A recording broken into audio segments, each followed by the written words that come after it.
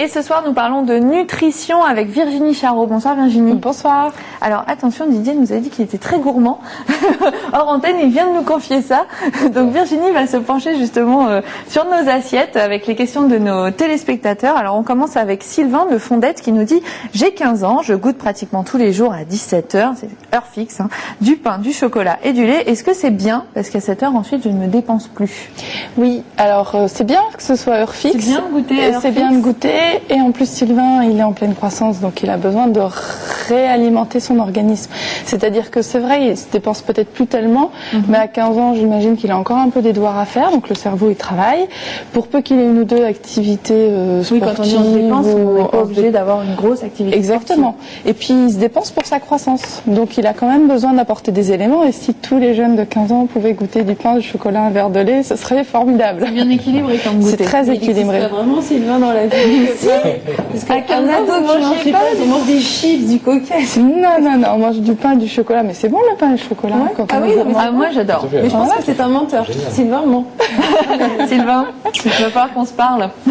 Une autre question d'Aurélie de Montlouis-sur-Loire qui nous dit « Sous l'effet du stress, j'ai tendance à perdre du poids. Comment faire pour l'éviter ?» Alors c'est vrai qu'il y a des gens qui vont prendre du poids ou alors complètement c'est exactement ça. Il y a à peu près la moitié des gens qui vont sécréter une hormone de la famille des cortisol qui fait plutôt gonfler, puis l'autre moitié des gens qui sécrètent plutôt l'adrénaline, qui fait plutôt au contraire brûler. Et puis en plus de ça, quand on est stressé, parfois on oublie simplement de manger, on oublie de se ravitailler, ou on picore, ou on va manger juste une pomme, ou juste un truc, on a moins faim. Donc si on oublie de s'alimenter alors que l'organisme, il va au contraire brûler...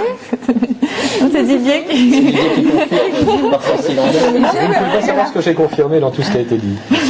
Mais il y a vraiment, je dirais, dans la population, c'est 50-50. Il y a la moitié des gens qui, au contraire, mangent plus parce qu'ils sont sous l'emprise du stress et puis qui compensent ou qui ont besoin de se calmer. Et c'est une façon de se calmer.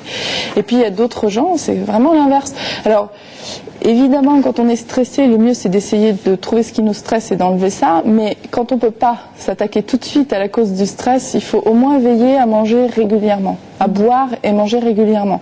Donc même si on avait une journée hyper chargée, du style à bosser 20 heures d'affilée parce qu'il y a des contraintes stressantes qui sont comme ça, au moins continuer de s'alimenter toutes les 4-5 heures avec un petit quelque chose et puis boire surtout. Oui, même si c'est juste une petite collation. Même si c'est juste une collation, même si on ne prend pas le temps de vraiment faire un repas, mais toutes les 4-5 heures manger quelque chose. Vous êtes rassuré?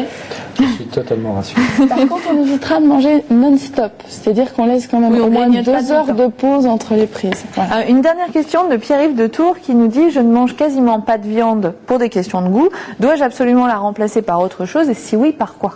Oui, il faut quand même la remplacer par d'autres choses. On n'est pas carnivore, on n'est pas herbivore, on est omnivore. On a vraiment besoin de tout. Alors, si on mange pas de viande et qu'on mange du poisson, le problème est réglé. Si on mange pas de viande, qu'on mange des œufs, du jambon, il y en a qui disent c'est de la viande, mais il y en a qui l'appellent pas viande.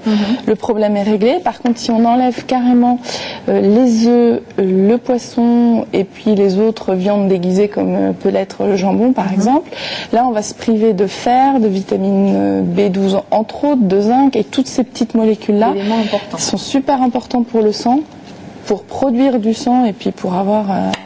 Est-ce qu'on peut les rattraper sur autre chose alors en dehors du champ de la famille alimentaire viande, poisson, œuf, c'est vraiment difficile. Alors si on aime les crustacés, on peut se régaler avec. Le problème c'est que c'est cher et qu'on n'en mangera pas tous les jours, etc.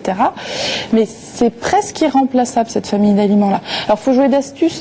On n'est pas obligé de manger un bout de viande saignant, etc. Dégoulinant dans son assiette, mais un tout petit peu de viande hachée répartie dans un gratin de quelque chose et puis ça suffira. Et ça passe beaucoup mieux. Exactement. Merci beaucoup Virginie. Merci si vous aussi vous voulez poser vos questions à nos experts, vous nous écrivez à ce mail lesexperts@tvtour.fr. Restez bien avec nous, Tout sur un plateau continue après la pub.